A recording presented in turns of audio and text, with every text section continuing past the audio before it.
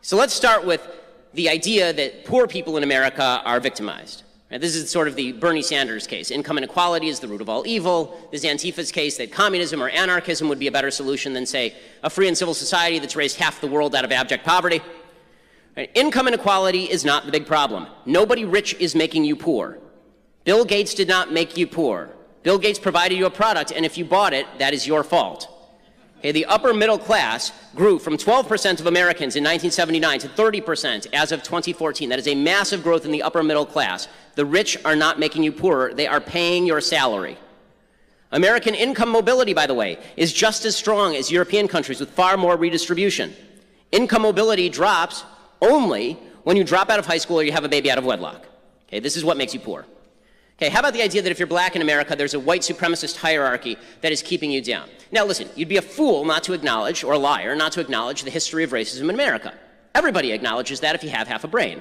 Of course, slavery, Jim Crow, awful, evil treatment at the hands of awful, evil people. We all acknowledge this.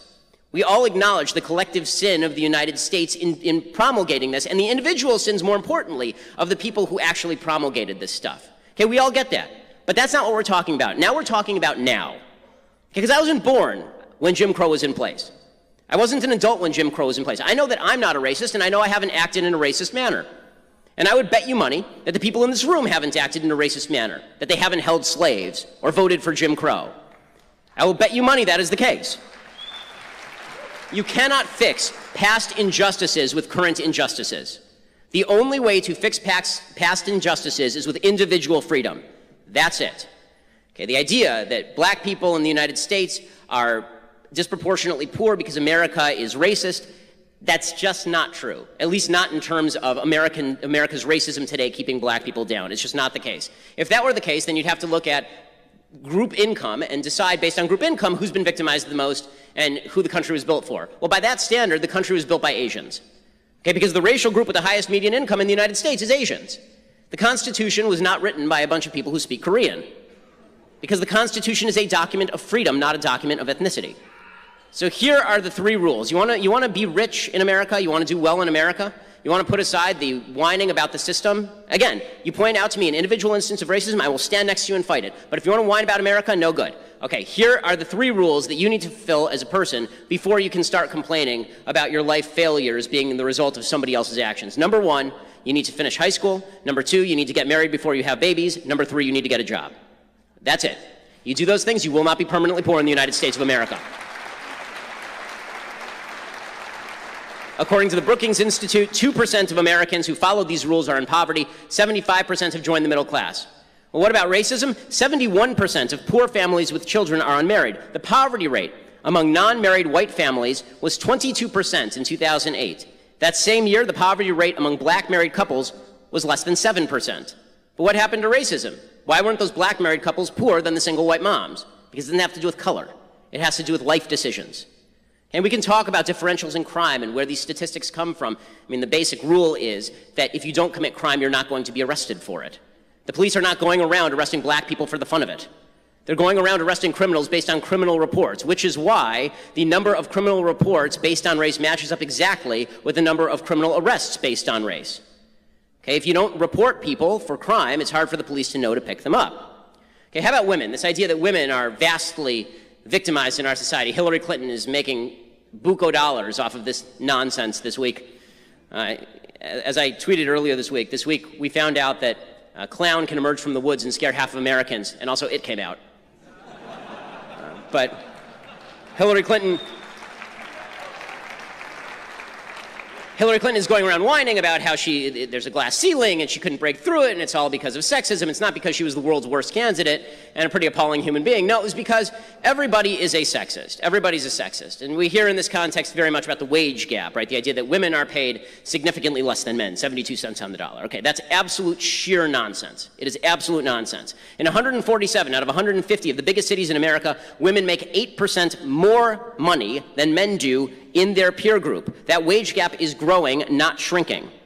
At colleges, 55% of women in college are women. That gap is getting larger. 58% of all graduate degrees go to women. Okay, the majority of voters are women. If we are living in a place where women are vastly victimized by men, I'd really like to see that place. And as far as this idea that there's a vast rape epidemic going on campus, every rape, as I have said 1,000 times, every rape should be dealt with by the prosecution of the rapist, ending with their jailing, castration, or death. Okay, that's how I feel about rape. But this nonsense statistic that's been presented that 1 in 5 women on college campuses is being raped is just not true. It's just not true. The actual statistic, according to the Department of Justice, is something like 1 in every 58. Obviously far too high, but not 1 in 5. If you're 1 in 5, by the way, if you're a woman at this campus, you should go to your parents and ask them what kind of nuts they are to send you in a war zone where you're likely to be raped. Okay. How about the idea that gays and lesbians are really living under the boot of American society? Well, in terms of income, they certainly aren't. Okay, certainly not in terms of income. Women in lesbian couples make far more money than women in straight couples do. Men in gay couples make slightly less than men in straight couples, but same-sex couples with both partners in the labor force make $8,000 more per year than straight couples, and they are typically higher educated. Okay, so that talks about the identity politics, this intersectional hierarchy of the left. But there's another group that engages in identity politics that I want to talk about now. And it's the battle between the identity politics of the left and the identity politics of the so-called alt-right that is really making the country a significantly worse place, and it needs to stop now because it is utter and complete horrible bullshit. The first thing to note, this notion that the alt-right is actually conservative is nonsense. Let me define what I mean by alt-right, because not everybody who likes Pepe memes or Harambe memes is a member of the alt-right. Okay, not everybody that the left says is alt-right is actually alt-right. I mean, the left calls me alt-right, which is patently insane. I mean, you legitimately have to have a screw loose to call me alt-right.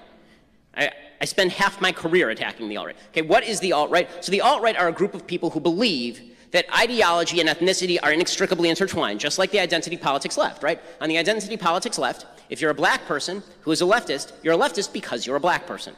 On the identity politics right, Western civilization was not built by people with good ideas, it was built by people with white skin. And that means that people who don't have white skin cannot properly assimilate into Western civilization. This has no grounding in reality. The fact is that there were lots of white people in Britain before the Romans arrived, and they weren't living a civilized life, as we would currently call it, under Western civilization.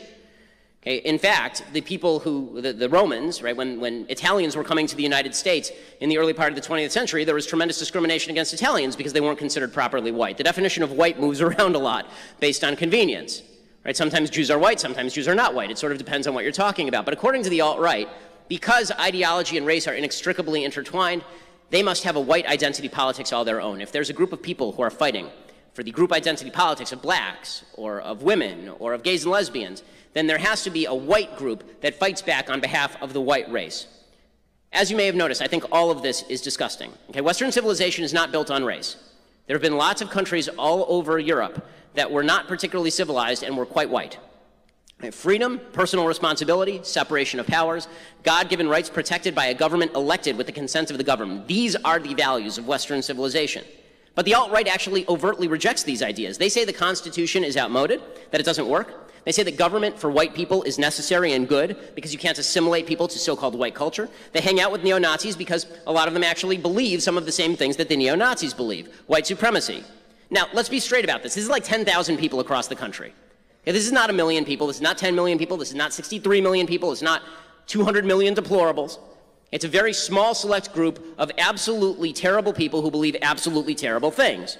But they're getting a lot of attention and coverage right now because we live in a reactionary moment. A lot of the people are reacting to the identity politics of the left by making nice with the alt-right. There's this weird notion on the right that if you drink leftist tears, that's enough. Right? Drinking leftist tears is enough. So if the alt-right ticks off the left, they're fine. Okay, it's disgusting. It's disgusting. I have no other word for it. Okay, you actually have to stand. It is not enough to stand against bad ideologies. You must also stand for a good ideology. You must stand for a good philosophy. Okay, you cannot stand with bad people just because you think those bad people make your enemies cry. The enemy of your enemy in a country where we're all supposed to be friends is not only bad strategy, it destroys the country wholesale. So, how do we solve all this, right? We're on campus and we're hearing the identity politics of the left, and then you watch the news and you see the identity politics of the alt-right. How do you solve all of this? Well, the way that you solve all of this, first of all, let's start with the campus thuggery. The way you solve all that is by letting the police do their jobs. Okay, administrators need to let the police do their jobs. None of this would have gone anywhere if back in February when Milo, who I significantly dislike, when Milo came to speak, if they had allowed the police to do their jobs and arrest everyone who even hinted at violence. Okay, people who get violent should be arrested and they should spend time in jail. And the authorities have a responsibility to allow the police to do their jobs. And this is not the fault of the cops. This is the fault of cowardly political actors who, pusillanimous cowards, who hide behind their desks every time some people on the left whine a little bit. Okay, the second thing that has to happen is you have to stop seeing everybody in America as an enemy who despises you based on identity. Again, they don't care about you. You're not that important a human. Okay, not that many of us know each other. Not that many of us care about each other. We care about our families. We care about our friends. And we certainly don't want to stop each other. We mostly want to be treated civilly. And we can all do that if we stop looking into each other's eyes and seeing a potential enemy instead of seeing somebody who's just a person who probably doesn't care about you very much and doesn't want to stop you and doesn't mind what you do. This is not difficult stuff. And finally, stop seeing yourself as a victim, because in order to see everybody else as an enemy, which justifies your violence and hate against them, you have to see yourself as their victim. Again, America is the greatest country in human history. You are not a victim. If you are a victim of something, you need to show me what you are a victim of, and I will stand beside you. But do not blame the freest, most civil society in the history of planet Earth for your failures, because that's on you.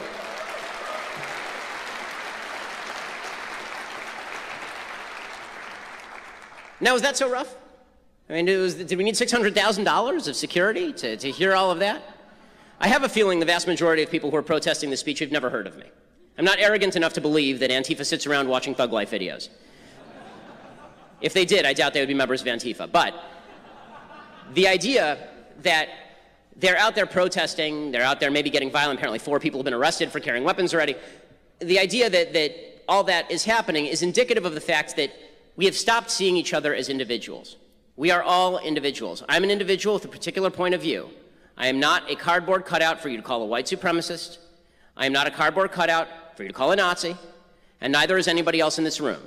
Get to know people, get to know their views, discuss, debate. That is what America is all about.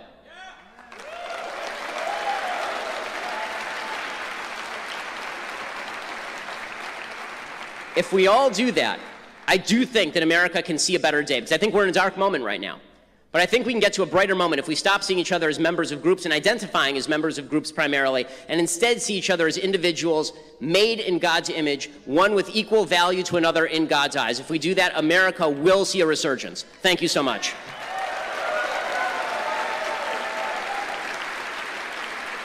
All right.